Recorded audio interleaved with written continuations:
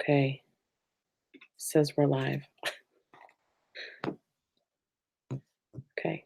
Hold on, everybody. Oh, jeez.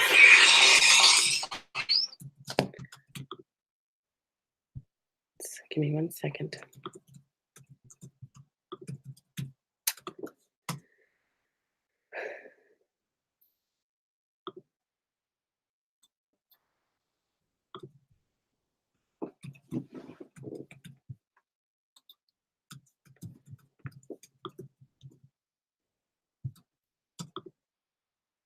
Okay. Oh, we are. So where do I go? We're good. Okay. Where do I go now?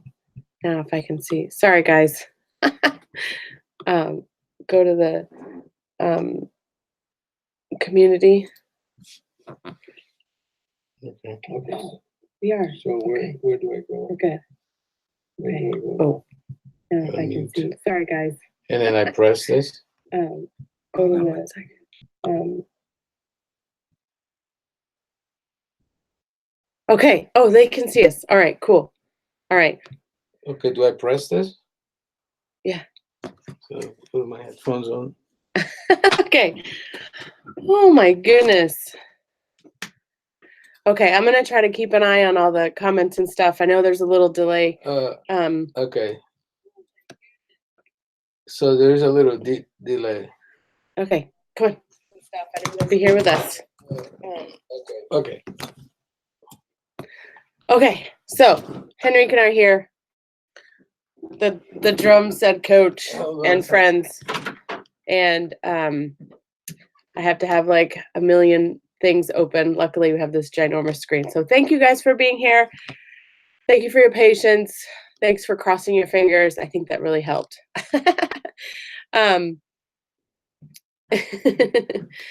So I'm gonna let Henrik sit here. Oh, you're gonna sit there? Hello, guys. Sorry, we were downstairs in the studio and we had a lot of technical difficulties and we couldn't go live down there. But this is gonna be fixed. So, do you guys have any questions about anything? If not, I'm gonna start talking about. I'm so glad. Thank you so much for signing up for the seminar. I'm really excited. We are about to receive a shipment of this today, so I'm getting them pretty nicely because we are about to go to Colorado Springs and do a on the 29th. But anyway, so let me tell you what is about to happen. Thank you for not quitting and staying with the seminar. I'm so excited about this because anytime that I have to be organized is a win. Okay, time really flies nowadays. Everybody's busy. I know you're busy. I know I'm busy, and I keep mentioning the hand technique course because this is the first time I really compile a lot of studies and be organized. Like this morning, I could just go open this and practice. So this is amazing. Anyway, so here's what's gonna happen. I'm gonna be coming live here primarily for you to interact with me and ask questions. Unfortunately, because of the problems that we have, the technical difficulties, I'm not on the drum set. But next time we're gonna try our best to be on the drums. We might even test in a couple of days. Yeah. Do a test run. So if I have to demonstrate something, I have a drum set. But anyway, so here's what's gonna happen. Can I get that document that we just printed? So today, right, you're gonna have on your library, you're gonna have part 1 of this 4-part because this is a college course that takes 12 weeks. So we're gonna divide in 4 weeks. 3, 3, and 3. So part 1 later today, you're gonna have access to slow to fast unison independence, which is page 1. Slower duple to faster triple few, which is page 2. Week 3, slower triple faster few, page 3. I should send this to you guys later today. Eric is gonna send this document. So we're gonna have all the 5 weeks, the introduction all the way to week 4. Now the difference between the course and the seminar is the coaching sessions. I play everything that's in this book, right? And I do all the possibilities. So if you hold in your, by the way, every time you come here, talk to us, have this handy so you can understand what I'm gonna say. Is this stay up, or once I get out of here they can have access to this? No, I'll include it in the goal anyway is to have it recorded and then it goes into the library in the coaching sessions. And before you go on, can I just do a couple things? Yeah. So he's gonna go live every Thursday in June. So just mark your calendars. It's the same time every week.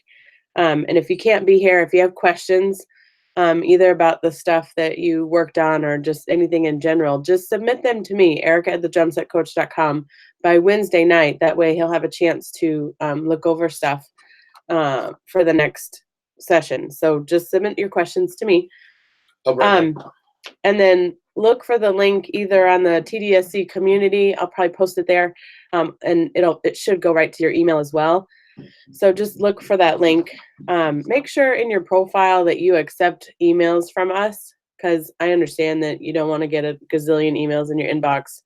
I don't either. That's why I don't send a lot of emails. So just make sure, go to your profile on TDSC and check that you want to get marketing emails from us, because I don't send a ton. Also, the TDSC community, that's for you. It's just for anyone who signed up for this seminar and for the coaching sessions. So use that and interact with each other. And it was fun to see, where you guys are from and, where you are in your journey with drumming and stuff. So make sure you interact on that. And then, so after we do our live session, I'm going to release new content in the hand technique course. Okay, so go look for that.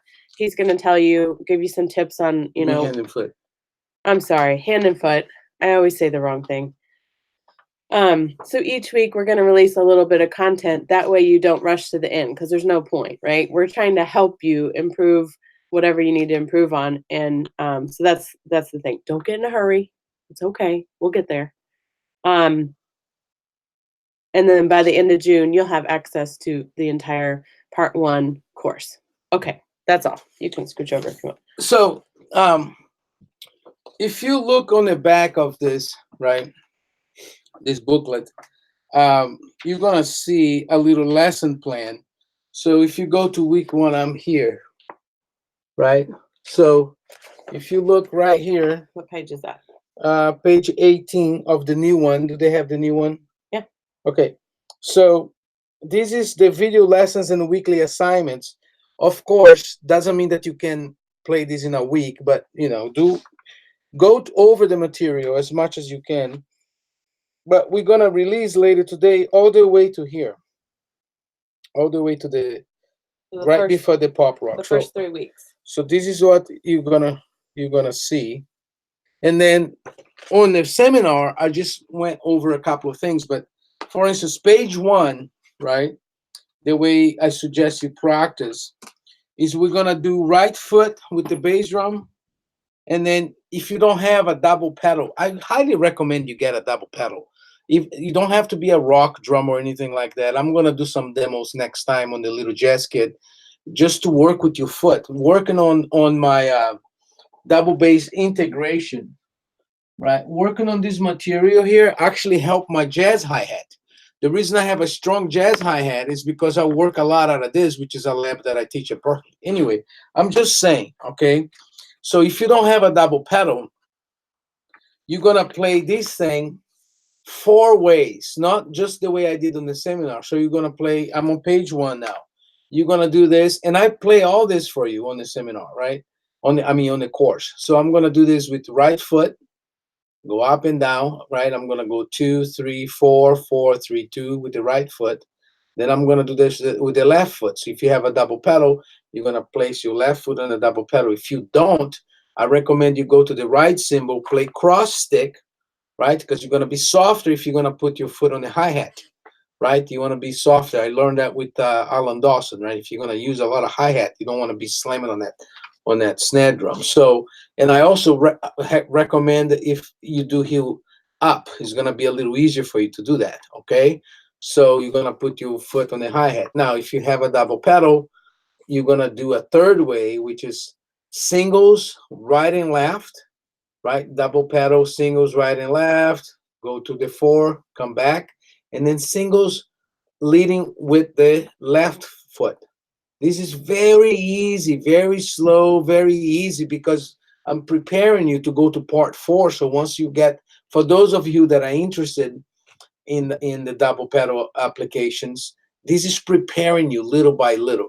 This is all well thought out. Like today, I was so excited. I'm gonna share this some with you. Today I'm working on pre-production of part 2, right? Because we are about to go to the studio on the 9th and record all that stuff.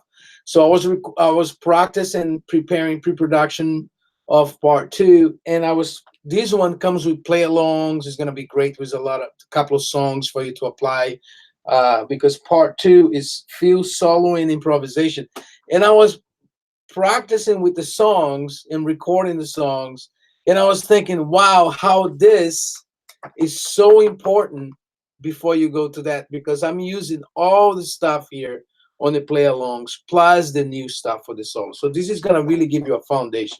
So let me go back to this, right? So you're gonna do this right foot, left foot, singles with the foot leading with the right, singles with the foot leading with the left. Then we do the same thing with those guys. The difference between this exercise and this one is unisonant, right? The hands is going with the foot, but this is not. The hand here is on 8 notes. Now, when I play the double pedal, I tend to do quarter notes because it's a lot for me to think about. Okay, if you have any questions about that, let me know. Can you see if there is any questions in Yeah. there? Let's see. Don says, how do you suggest we go about starting the 16th notes against the swing ride? Let's get into that, because you're talking about the jazz session. That's gonna come much later, right? But I get to that in a second. Let's put a pin on that question. Okay, because are you referring to the jazz session? Because the jazz session won't start until 3 weeks from now, right? So I hope you don't have any questions about this. Plus, on the course later today, as soon as I don't know how long it takes to be released. Like No. as soon as this session finish, you can go to your library. Should be in there, right? So then we're gonna go to page 2, slower duple fill to faster triple fill, and I'm gonna do the same thing, right? And I'm playing. You can play along with me if you want. So I'm doing page 2. Kind of. I'll do right foot all the way. I'll do left foot all the way. I do singles with double pedal with the right, singles with double pedal with the left. I don't recommend you do that with the hi-hat. If you don't have a double pedal, just do that with your right foot. Okay? So that's pretty self-explanatory. And then the next page, we're gonna do the same thing.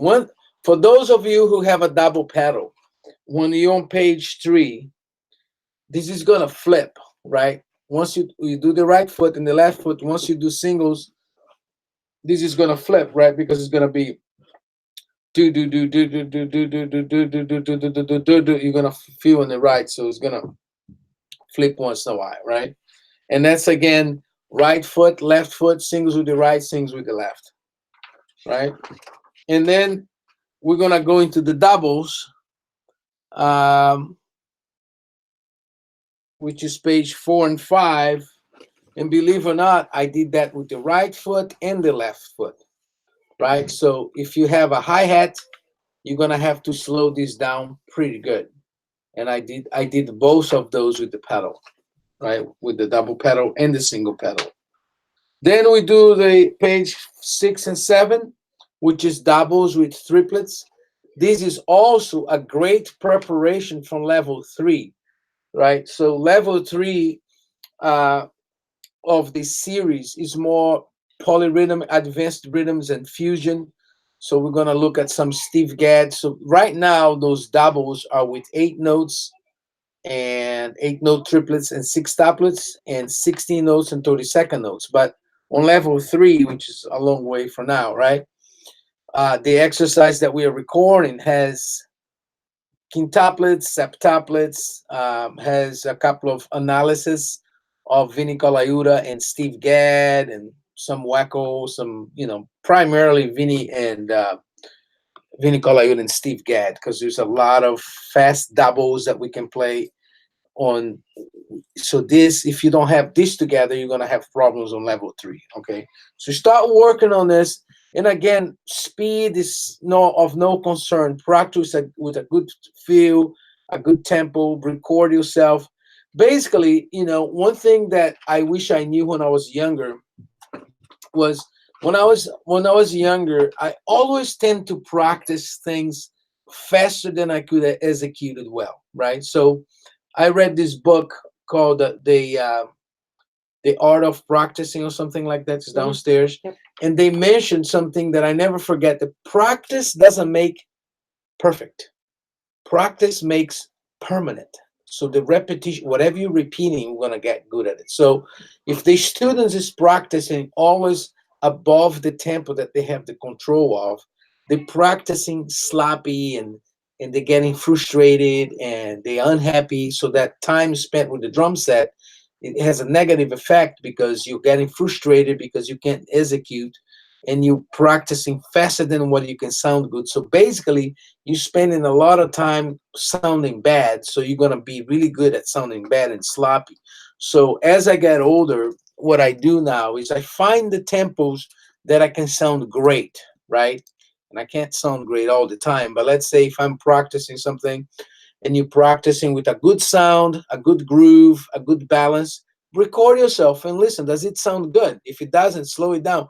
Whatever tempo you can play, that you can play with control, you actually gaining facility. Does it make sense? And then if you want to speed up a little bit, that's fine too. I was talking to actually Don, who is here right now. He's our first student ever to sign up for the TDSC. And we're talking about tempos. And a while back, I think we're talking about a hand technique. Uh, and he told me the tempo that he was doing something. I was like, wow, you're doing that really fast. And he asked, what tempo are you doing is? I said, I usually do that at 50.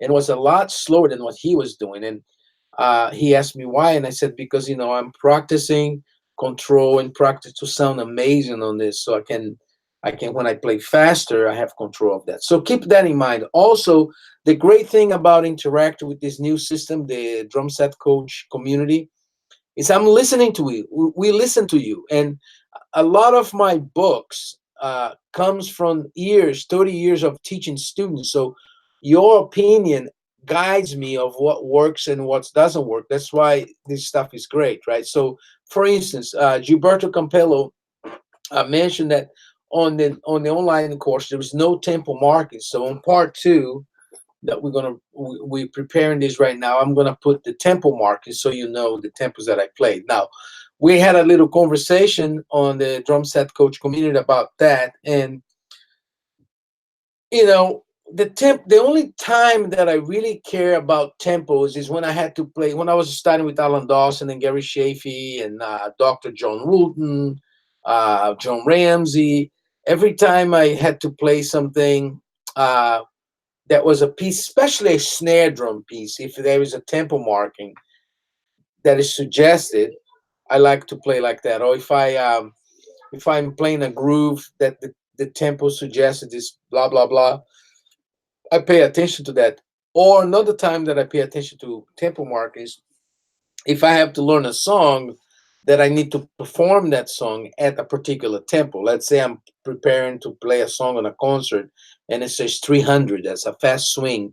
So I must know where that is because I have to execute. Other than that, the only thing about tempo that I care is the tempo that I can sound good. So I give you an example. When I was going to Gary Chaffee regularly, a lot of his etudes on his hand technique book or some of his polyrhythm book, they're too fast for me. They don't sound good to me. It's too fast. So I played it for him at the tempo indicated, but I practice a lot slower than indicated. So don't worry too much about the tempos of this, but worried about 2 things. Make sure you keep a log of your tempos, right? Make sure that you keep notes of and dates of the tempos that you played, and make sure that you are recording yourself on your phone, especially audio recording, and listen to it. Okay, so if you have any questions, let me know. Next time we're gonna go into uh, stuff that you can ask questions. I can answer on the drums.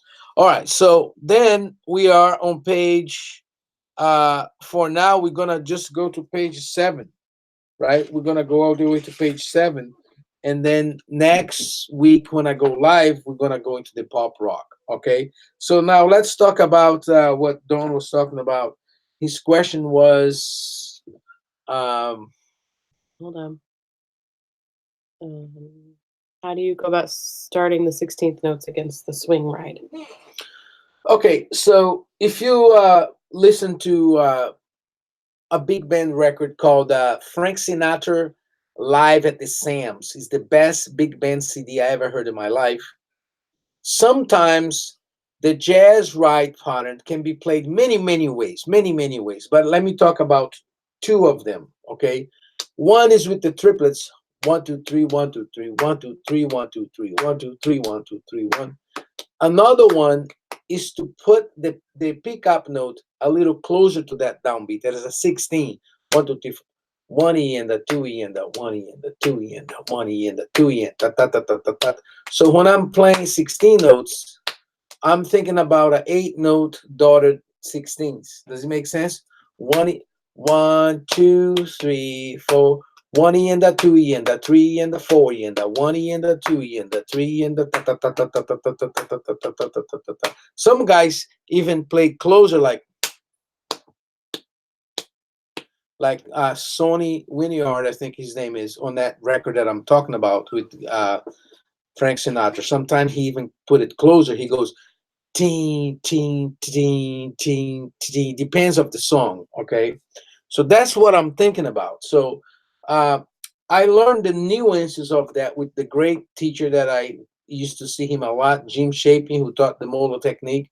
But when I was teaching at Southern Mississippi University, he used to come and do master classes and stay in my house. So I have a lot of footage with him. Actually, I recorded him playing his book, the jazz. Um, what is that? Jazz coordination for the advanced drum or something. The great famous book, Jim Shaping jazz book. And he is the first guy that I saw write an exercise with 8 notes, right? Ting, ting, ti, ding, ting, ti, ta, ta, ta, ta, ta, ta, ta.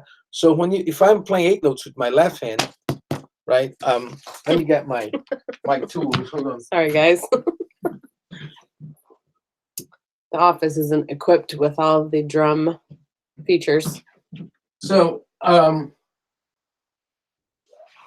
so the way this works, Eric is gonna hold my snare drum. So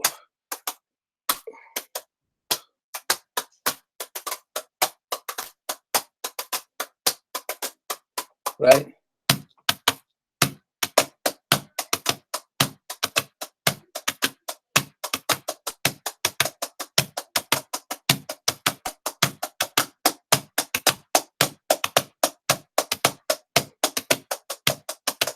So if you want to get into that, you could open on page 8 and run those guys. I don't need that. I memorized. I wrote. Oh, wow. So page 8, which is actually the pop and rock, and do with the jazz thing, right? So it's gonna be 1 2 3 4.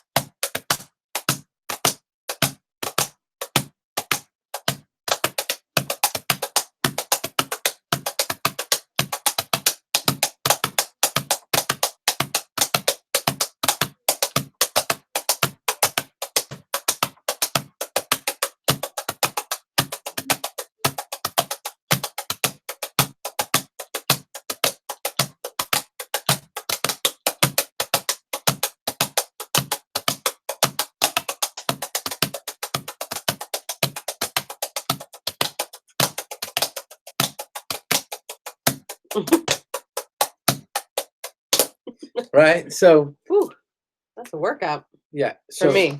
So that gets you into that, right? So you be playing.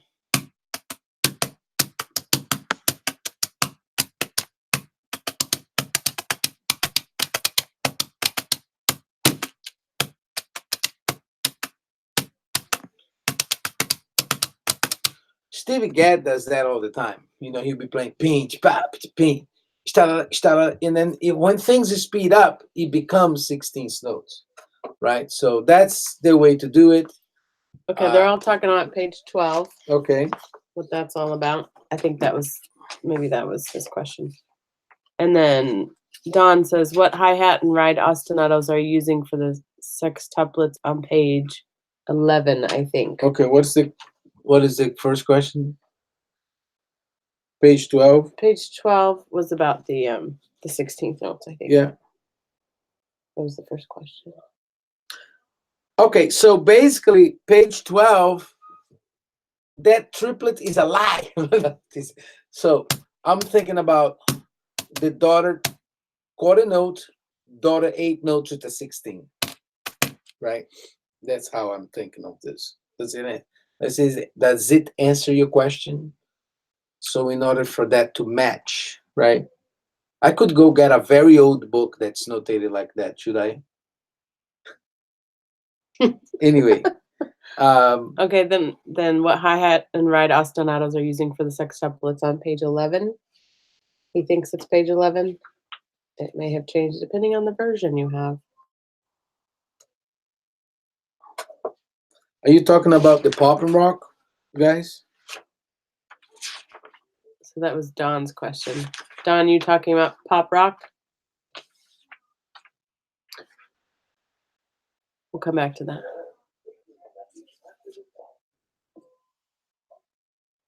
Okay, Caveman has a question. Okay. He says, sometimes playing with singers, we need to adapt ourselves to their tempo variations, interpretations. Do you suggest some way to practice that?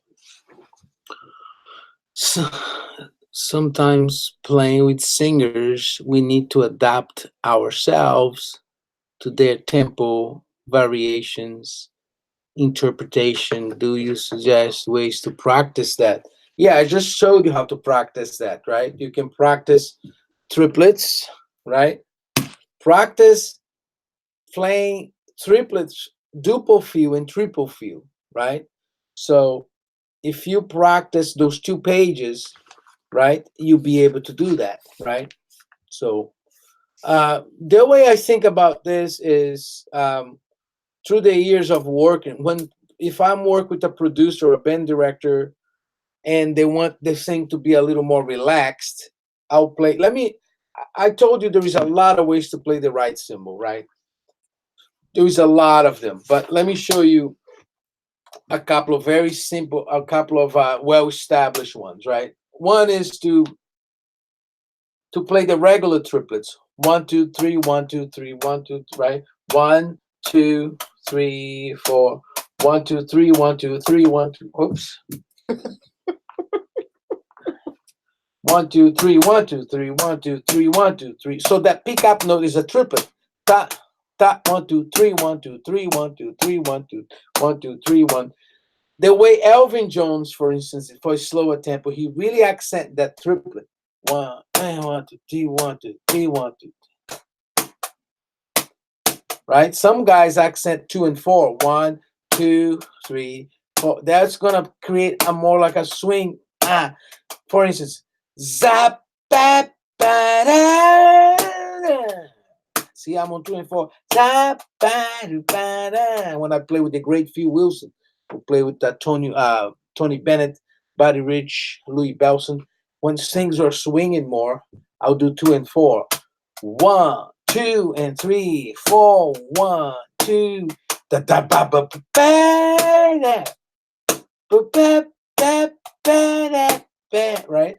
If I'm playing a little John Coltrane swing, McCoy Tyner, Elvin Jones, like Equinox, right? So, boom, bang, ba da ba bang. Right?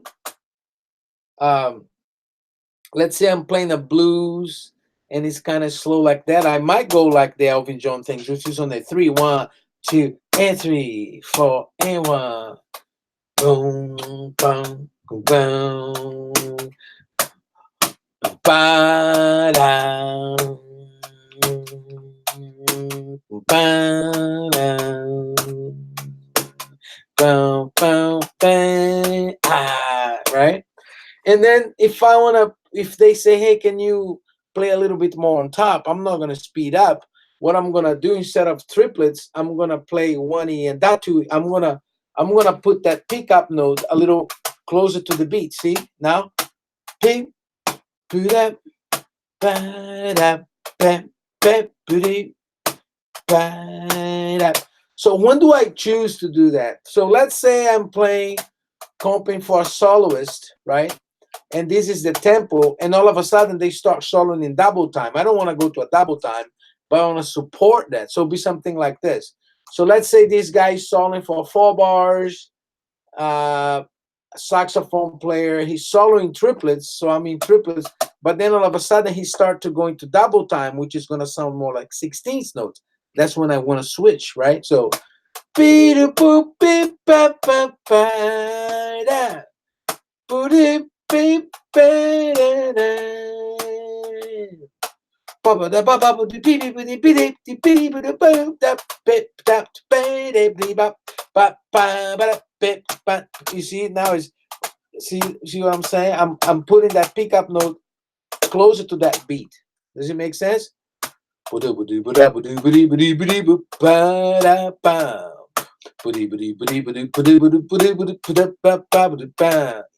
without going like this, right? So that's the difference between the double time and the double time feel, which I love to do with the brushes.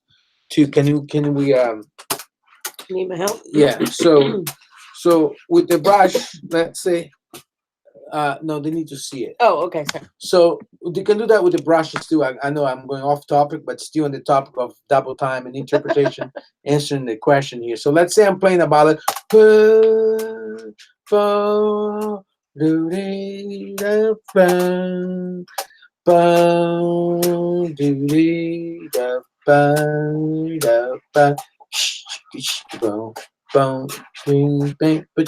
See what I'm saying? So, but practicing as far as this course goes, practice the triplet permutations in triplets.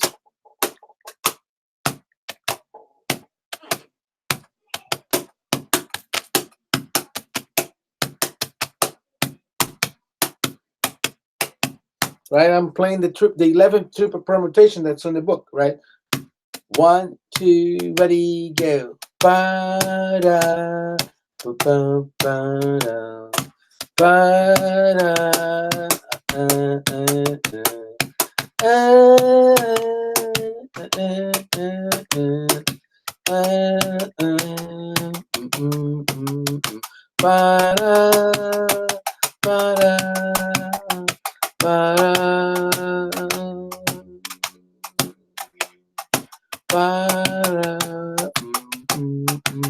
So you could sing a blues. This is Freddie the Freeloader and play those syncopations, right? Ba-da, ba-da, ba-da, ba-da, ba-da.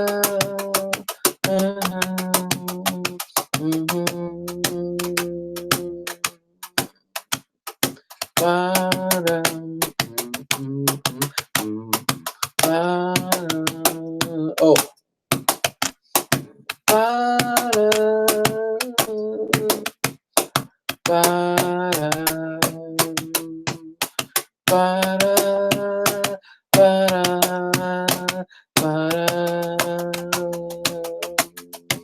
Back to the beginning.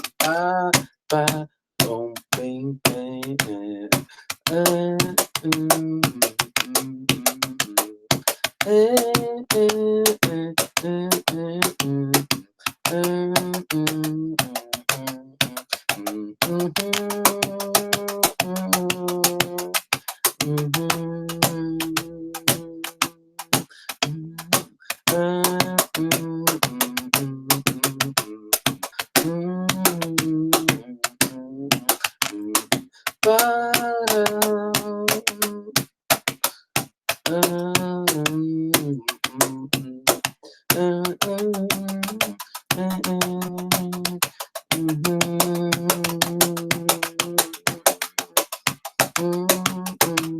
know, you can do the molar.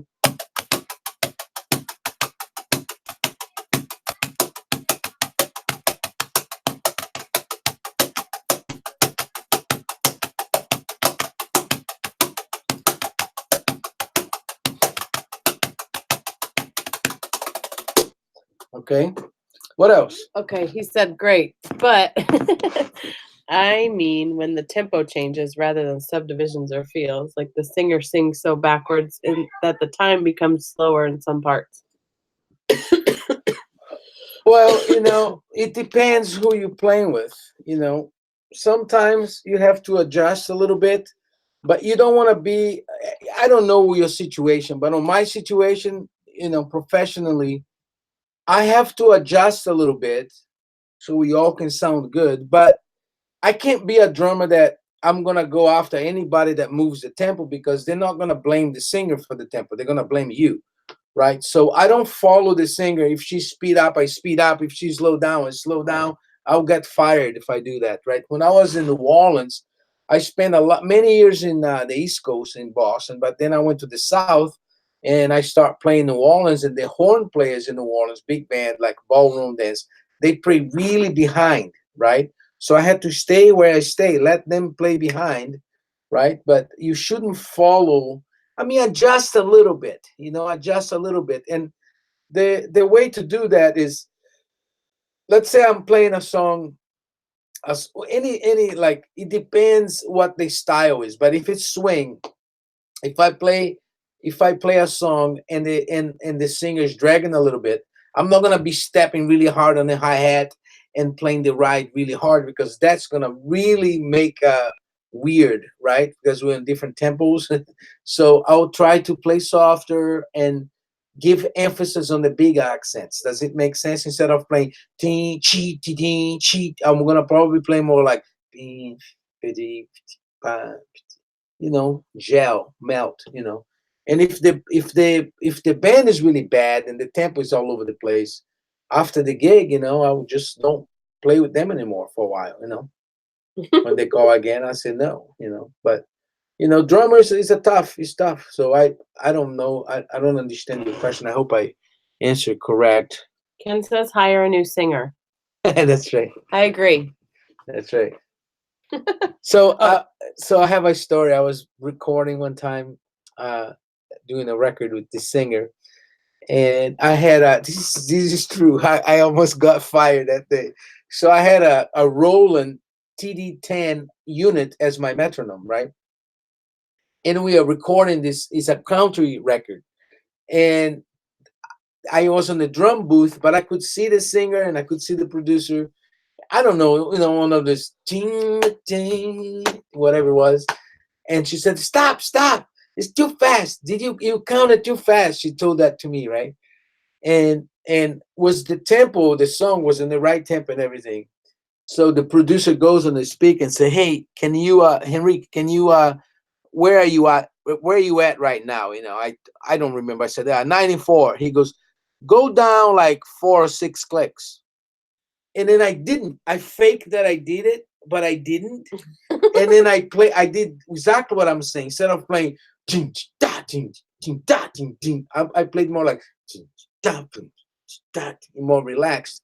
And they sing, "Oh, that's much better." And instead of shouting it up, right? And I said, "You're full of crap. It's the same tempo, you know." So she got mad, and we had to take a break, and I almost got fired. But I didn't touch the click. It was the same tempo. And she said, "Much better." So be careful with singers, you know. They're Careful with singers. you know, do you know the difference between a singer and a terrorist?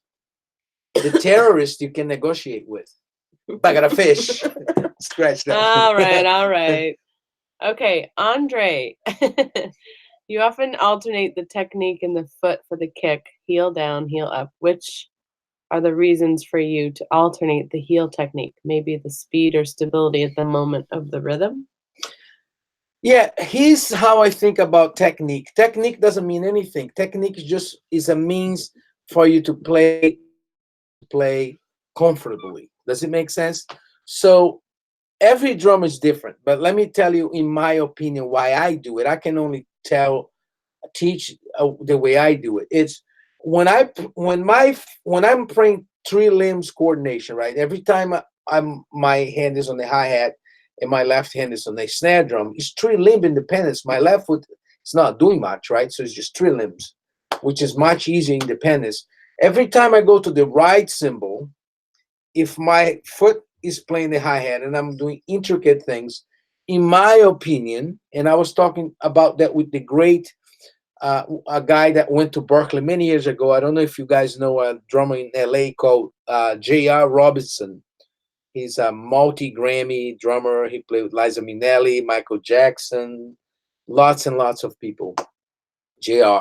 And he plays heel down all the time. You know, for certain things, I have more control heel down. So when I'm trying to play things that I have to carefully place them, I tend to play heel down. Also, when I play really fast rolls between my right hand and my right foot, which is we're gonna address this on part 2, right?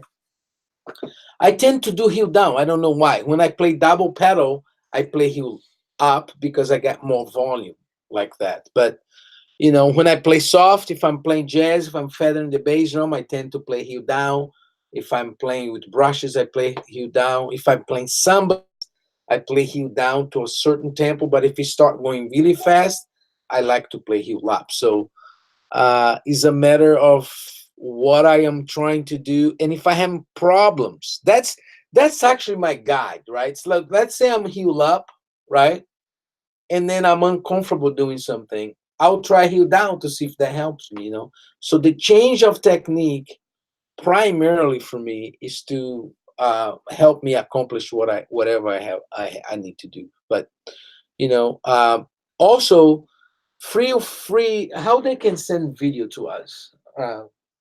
There is a way that you can send me links. If you want to send me videos, a lot of my students, they text me videos, but they put links so I don't have to load them on my device. So anytime you guys want to send me videos, I'll answer it. Let me give you an example. One of my private students, he sends videos pretty often. His name is Ron. And Ron, he sent me links, which is great. I just press on the link and I can see the video right away because I'm not download the video on my device. Dropbox, right? Yeah, I don't know what he uses, but he sends videos pretty often. And I guess I deleted the old ones, but you know, if it's easier for me to see what you're doing before I give you an opinion, you know. Okay, how do we make sure I answer every question? Gilberto says, can you talk about slide technique? Also, I play heel down. Do you have tips on heel up and slide? The slide technique, which you're gonna see on the introduction today, I talk about that. The slide technique, the first guy that I saw doing that actually was an old DVD by the great Jeff Porcaro. So basically, you go boom, boom, to do, right? And I wish I had a pedal here, but I don't. But basically, it's like I go down with my leg and then go forward. Toom boom, toom boom, to boom, to boom, to boom. It's one motion, two strokes. Does it make sense? To-doom. And I only use that when I do fast doubles. So I'm sliding the foot like that. Now, when I do heel down, I don't slide. That's just me. But there is another way that you can do with heel down, which is I never really work on this, which is a leg stroke and then a tap, right? Boom, boom. So it would be boom, boom, boom, boom, boom, boom. Leg, right? Heel, toe, heel, toe, heel, toe, heel, toe, heel, toe. Right? But the slide, what I call a slide, I'm on my foot is like that on the pedal, on my toe, and I go leg forward, leg forward. So if you watch the very first video today, the welcome to the course and topics, I talk a little bit about foot positions and strokes. All right, any more questions? How do we make sure that we're not skipping questions? Because I've been looking at them. Okay. Do you suggest slide on page 4, for example?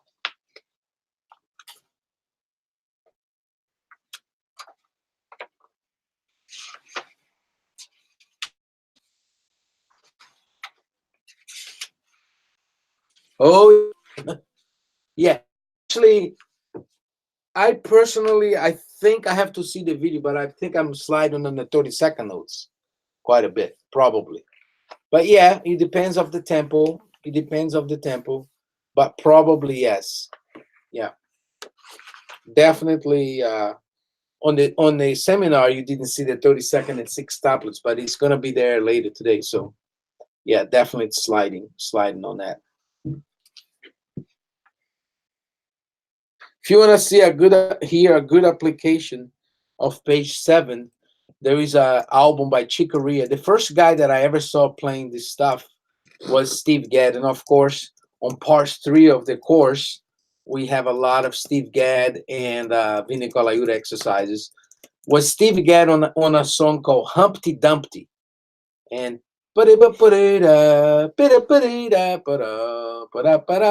and during the Chick Corea solo, he's doing that a lot, playing stuff from page 7, just about, on the ride, doubling with the snare and bass drum. So, what else? That's it. Well, welcome to the course, and keep working on it. This is awesome that you guys are here. We're gonna have an amazing summer. I'm trying to do this for a long time. My goal really for the year is by the end. By the way, since you're the very first, I'm gonna make a promise here, and my manager, I don't know if he knows already about this promise, but I think we should, because they're the first one to ever do that. I Yeah. think they should get a free hard copy of the Hand and Foot when it comes out later this year. Oh, the hand and foot. Yeah. So you're gonna be the very first one, and guess what? I'm gonna put your names on the book Mm-hmm. because it's the very first one that ever did that course. So I'm gonna put you guys here. So send pictures. Not this book. Not this book. The book that doesn't exist yet. Well, it does, but it's not Well, put it together. right. So we're gonna Part put 1, all 2, 4 3, parts. and 4. We're gonna put all 4 parts into one because I wanted to be able to carry around to my music stand. Also, this is gonna, like, I'll tell you what. In June 14, 15, and 16, I'm gonna be teaching about 80 some drummers, and I can't wait to go work on this. I don't need to write it down. It's Yeah. not gonna be a bunch of papers flying around, Yeah. and I can say watch the videos online or because this seminar is gonna go again on the 1st, not for you guys, but people who never did it, September. So I love that I can go pimp, right? So now let's say I have somebody that's really advanced and they just want to do the double pedal thing. I can get part 4 and say, hey, take this pill here, Or if it's somebody that wants to do the whole thing, so they don't need to get the little ones, they're gonna get the mega, the whole entire book. Does it make sense? Yes. So, but keep going. I'll be here next week, and in a few minutes, you can have access to everything. And Yep. I'm thinking about you guys today when I was doing this. This is absolutely awesome. This book, and it's gonna come with play along. I was practicing the exercise today of the Hand and Foot part 2, few solos and improvisation. I love the solo, so I'm excited about this one. So this is gonna come up. It's backwards. So Oh, sorry. just read it to him. Now it's upside down and So- backwards. So this is gonna become this, right? So I'm very All excited right. Next about it. week we will figure out how to do this from the drum studio. If I have to unplug my computer and take it downstairs, that's what we will do. But thank you guys for. Oh, we have one more. Do you ever make your uni students? go over easier material again in a certain way, or is it best to go ahead and to harder materials? You make your, Do you ever make your I don't know what you need. probably new students Oh, okay. go over easy materials again in certain way, or is best to go ahead to harder materials? Thanks for everything. You guys are amazing. Well, it depends, right?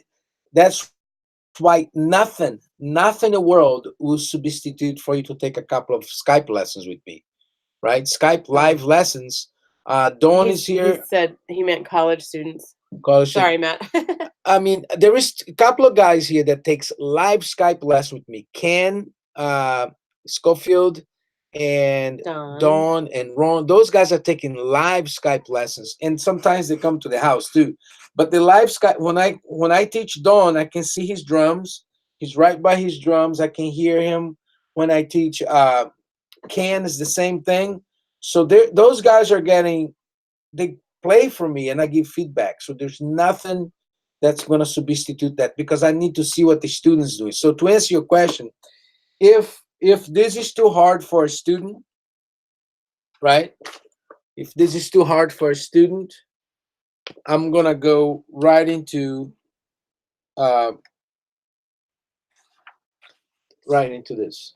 And what is that? This is the lowest They that can't read it, just so you know. Oh, that's page 8. Pop rock coordination in Dupleview. To be honest with you, I probably start with this, right? I probably start with this, and then they're gonna have problems here, right? Because they don't have the endurance. So I said, see, you need this. You need to go back to this. Oops, you need to go back to the unisons and stuff like that, right? Let me give you some tangible examples what inspired me to do this book, right? Like, I see students every day from different levels. Like this semester, I have a student. She's from China. She works really hard, and when she plays beats, it's very weak, right? She doesn't play like dum da dum da. It's very soft, and there is no, it's like hit the bass drum, hit it. For pop. She wants to play pop rock, and it's very fragile. And then I have another student, which is one of my top students that I can mention the name, Leah Bluestein, which is a powerhouse. She's playing like so strong that sometimes too loud. So we're working on playing soft. Hey, buy a pair of brushes, right? So you have two students, two female students. One is very weak. The other one is overpowering everything because she plays like a dude, right? And he's strong. So these exercises were perfect for this weaker player because she just need to spend time playing the drums and get some endurance and hitting that snare drum and get some hand and foot so that her grooves can be strong. This is just happened this spring, and all we did, which she was not happy about, was playing tunes. We played the entire semester. She could only do like 6 or 7 songs. That's all we did was playing songs. Her private lesson at Berkeley, was a half-hour lesson, and we did a 8-note exercise and an 8-note rock. We did a 16-note rock. We did a blues shuffle. We did a reggae tune. We did a hip hop song, because she just needs to play tunes. She needs to play songs, And so, yeah, I would never be giving students something that they can't do yet. But, this stuff works, the first time I ever had instruction on hand and foot technique from a teacher. Well, in the 80s, I was obsessed with Jack DeJohnette because I never saw anybody with that type of coordination, even to this day, as far as hi-hat, snare, bass drum, right? To this day, I don't know anybody that has that kind of a freedom. But in pop rock, right, the first teacher, well, Jack DeJohnette I was listening to records, and then I also bought his book, and I start working on that coordination and independence on his book. So that's the first time. But as far as having a teacher in front of me was Gary Chafee. When I was starting with him, he had the fat back exercises, and he also, on his hand and foot technique, he had a lot of that stuff going on in there. So, but it's necessary, Any more questions? Nope. Okay, I have great news for you. This doesn't have to end here. I was last night answering questions on the drum set coach community. Yeah. Go in there, Yeah. talk, because I still answer. I go in there and I still talk to you guys. You important to us, and that's what we do. And I think one of the biggest differences, I know you have other options. There's a lot of great teachers out there, but one, we are just regular people. We're not mega stars that, and nothing here is fake, is really real. My kids are on the other room playing with their friends, and we are just a family, and you are extended family. And I know a lot of guys teaches online from the basement, but you know, I teach a lot of students. I can, one day I'm gonna go on my computer and show you my roster. It's a lot of people. It's thousands. So we teach a lot. So we are testing, and I'm not testing. we are testing the materials. I know it works. Anything that you want to do in your life that has any value is gonna take work. And what's important is consistency. That's the most important thing. Oh, on the back, I put this for you, right? A little schedule. Yes. Make copies of that.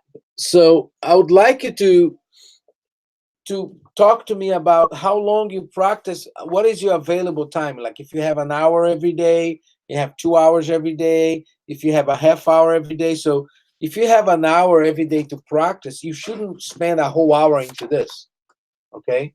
If you have 1 hour to practice, you should spend 15 minutes on your hands, 15 minutes on hand and foot, 15 minutes on chart reading, and then 15 minutes playing with the tune. Okay? If you have 2 hours of practice, I'll maybe do 20, 20, 20, 20, and instead of 15 minutes with music, I'll play a half hour with music. You need to play with music every day.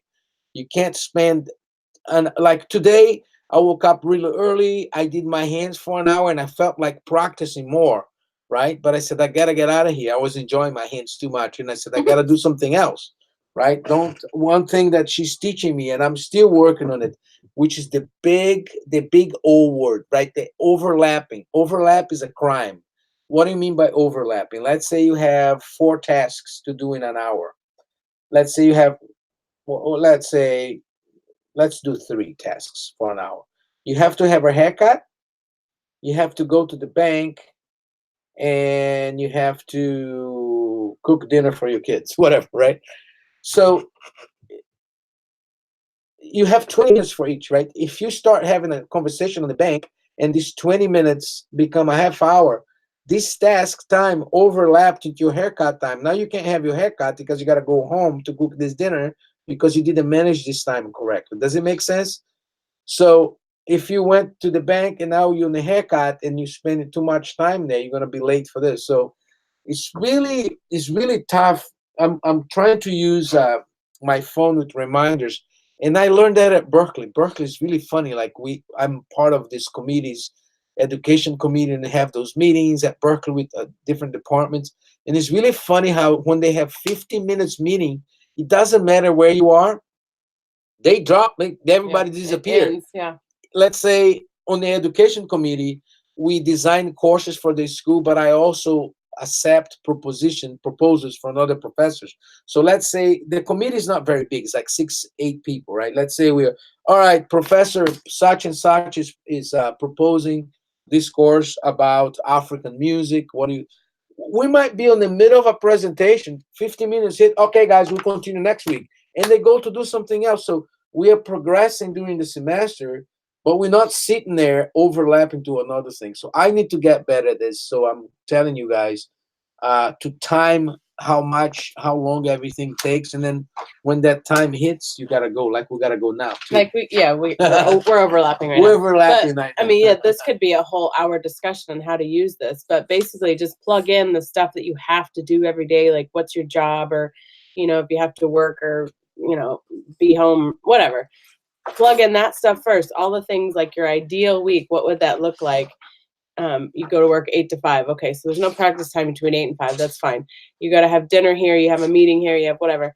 then then you know where to plug in your practice time. Oh, I didn't know I had 2 hours here. Oh, I can plug that in. Then when you plan your week, you know exactly Tuesdays I only have this much time, but on Wednesday I can do more. It's all about planning, and we can go on and on about that. But Well, that's a great tool. It's very simple, but it's a great tool. She should do a master class on the time management because she uses. I mean, I'm not gonna go into it, but Oh, I've tried every planner. she I'm the planner queen. she's gonna start teaching me this stuff, right? Which is the This is Brendan Burchard. Brendan Burchard These are 60-day planners. high performance planner. So Yeah. we're getting serious about that. We're gonna start that Saturday. He doesn't know that, but we are. Okay, we gotta go. Thank God you guys. bless. Yeah, and we continue this on a TDSC community. Yes. All right. All right. Don't quit. Bye, guys. Keep Thanks going. for being here.